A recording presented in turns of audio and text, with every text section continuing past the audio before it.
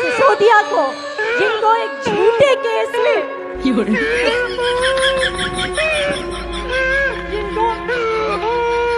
एक झूठे केस में 17 महीने तक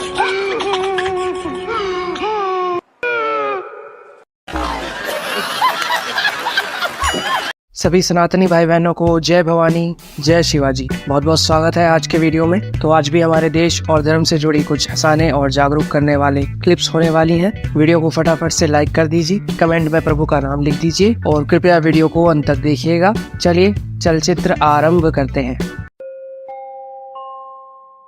जय अमिताभ बच्चन ये बोलना चाहती हूँ, मैं कलाकार हूँ, बॉडी लैंग्वेज समझती हूँ, एक्सप्रेशन समझती हूँ।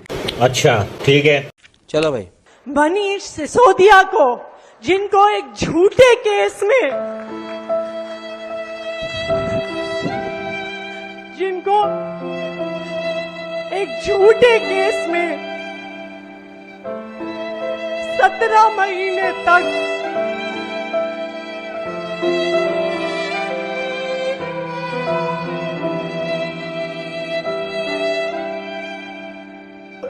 बाबू मेरे को माफ कर दो, मैं तुम्हारे बिना नहीं रह सकता बाबू। जो अपने लोग हैं उनकी भी चिंता की जाए। माननीय प्रधानमंत्री जी ने भी ट्वीट करके जो इंटरिम गवर्नमेंट के प्रधानमंत्री हैं उनको बधाई भी दी, लेकिन ये भी कहा कि हमारे जो वहाँ पर हिंदू और अल्पसंख्यक हैं उनकी शांति, सुरक्षा और विकास सबको सुनिश्चित किया जाए।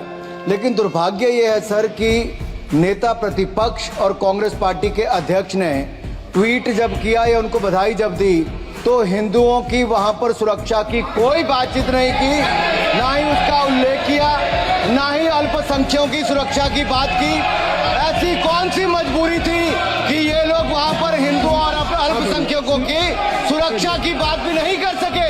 गाजा को लेके आपने बड़ी बड़ी बातें की, गाजा को लेके आप बड़ी बड़ी बातें करते थे, लेकिन यहाँ पर आकर आप नहीं करते हो। यार, मुसलमान महिला की इज्जत, मुसलमान महिला की आबरू, मुसलमान महिला का हिजाब, मुसलमान महिला का अबाया, मुसलमान महिला का बुर्का, मुसलमान महिला का नकाब, बहुत सुनते होंगे ना यार। इस्लामी मुल्क बांग्लादेश में ऐसी लंबी लंबी बातें करने वाले एक 70 साल की महिला के घर में घुस के उसकी साड़ी पहन रहे हैं, उसका ब्लाउज दिखा रहे हैं, उसकी ब्रा हवा में उछाल रहे हैं। यार, बड़े बेशरम, बड़े दोगले लोग हैं। अच्छा हुआ इन्हें वो अंदर ना मिली, वरना तो उसको करके ये ढाका की सड़कों पर घुमाते। बाकी की जिंदगी इज्जत से जी सके।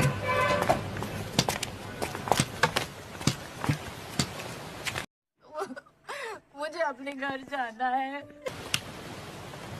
जा रहा हूँ बस स्टॉप, वहां से सीधा बैंकॉक। सब मसाज करूंगा, थाई, सैंडविच सब। दबा भाई के पैर, बराबर दबाना है।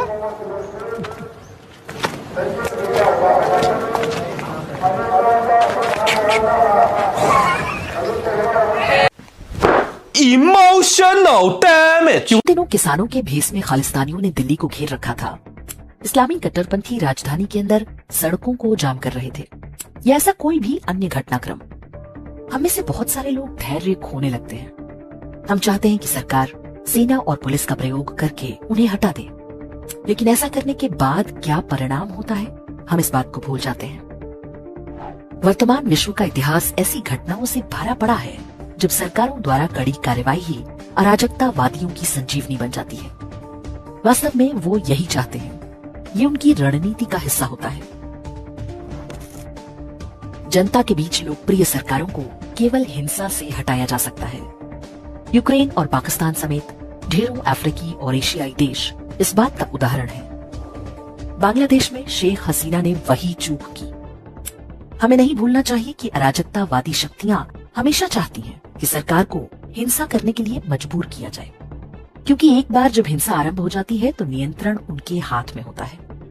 उनके पास झूठ फैलाने और नैरेटिव गढ़ने का एक ऐसा अंतर्राष्ट्रीय तंत्र है जिसकी तोड़ बड़ी बड़ी सरकारों के पास भी नहीं है।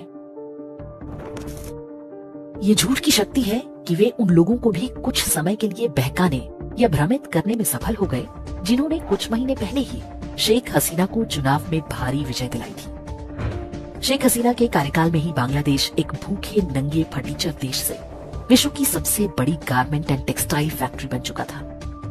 आप चाहे तो अपनी कपड़ों की अलमारी भी चेक कर लें, कई मेड इन बांग्लादेश कपड़े मिल जाएंगे।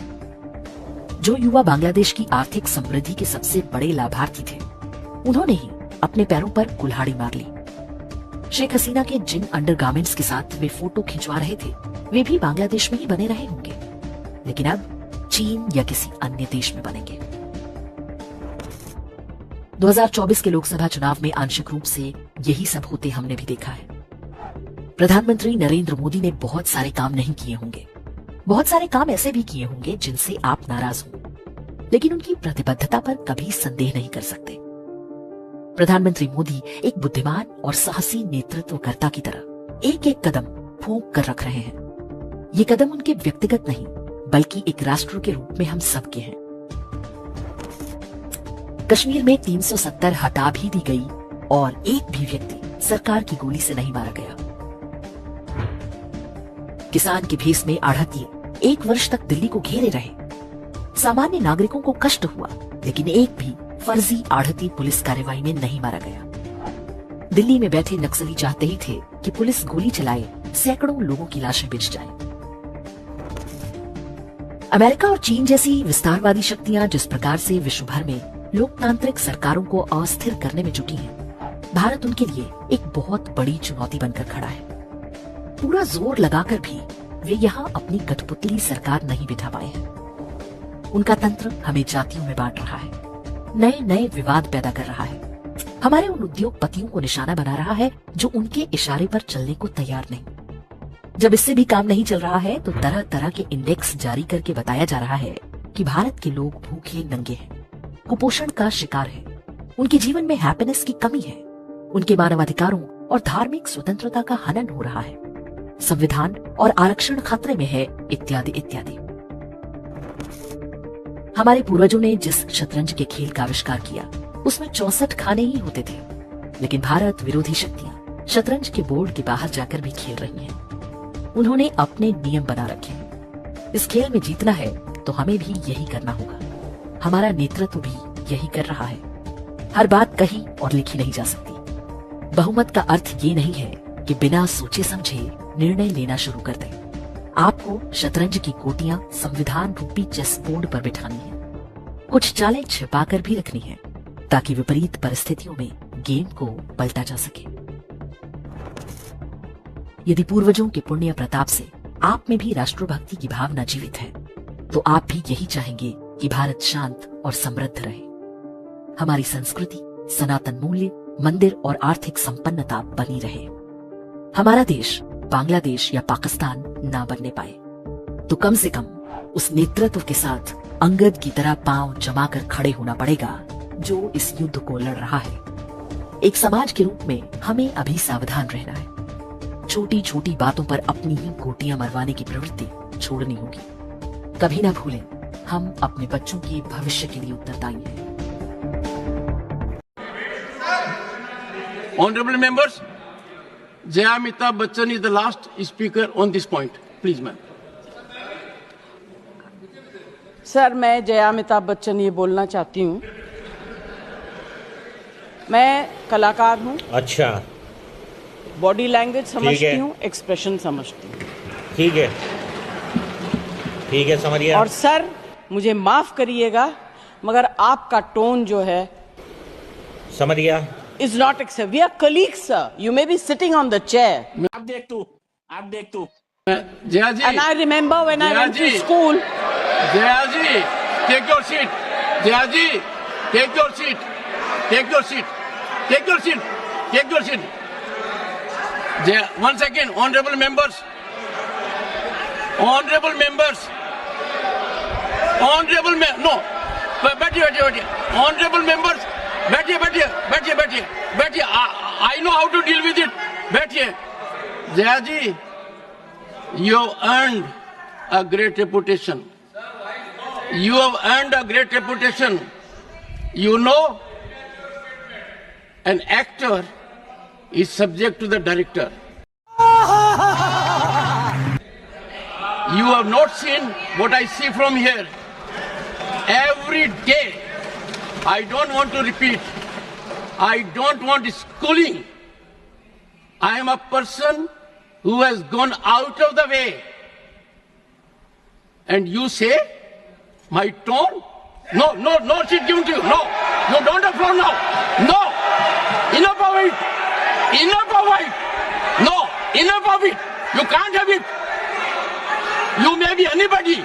You may be a celebrity. You have to understand the decorum. No, nothing doing, nothing.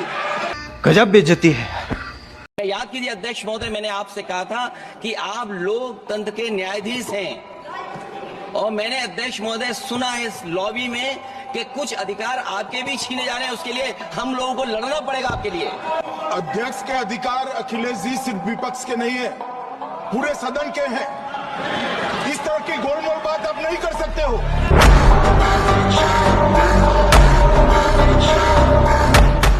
तो साथियों, आज का वीडियो यहीं समाप्त करते हैं। कैसा लगा वीडियो लाइक करना, कमेंट करना और अपने दोस्तों के साथ वीडियो को शेयर कर देना। आपका भाई मिलेगा आपसे अगले वीडियो में। चलते चलते मेरे साथ बोलिए, दुनिया में एकमात्र धर्म सत्य सनातन वैदिक धर्म की जय। जय हिंद, जय हिंदू राष्ट्र, जय जय Shri Ram. When I met Narendra Modi, right, I said, here is a tiger, Maharashtra tiger, and here is a Gujarat lion. तो पापा को बोलो ना, वो पापा को बोलो कि पापा ये भी वॉर रुकवा दो। बांग्लादेश में हिंदुओं के ऊपर अत्याचार हो रहे, पापा अत्याचार रुकवा दे पापा। तू मुझ पर एक एहसान करेगा? बोलो, अब जो बोलोगा करूंगा मैं। 2 टिचकुले में से मेरा टिचकुले निकाल दे। लोग जितनी गालियां तुझे दे रहे हैं उसमें मैं भागीदारी नहीं चाहता हूँ। कि मौलाना आबरू में कशाला घाबरू, ये एक इशारा है। बांग्लादेश की जो स्थिति हुई है बांग्लादेश में एक इशारा है। जो भी सत्ता में बैठे लोग हैं उन्होंने इस मर्यादा का हमेशा ख्याल रखना चाहिए। निकल यहाँ से।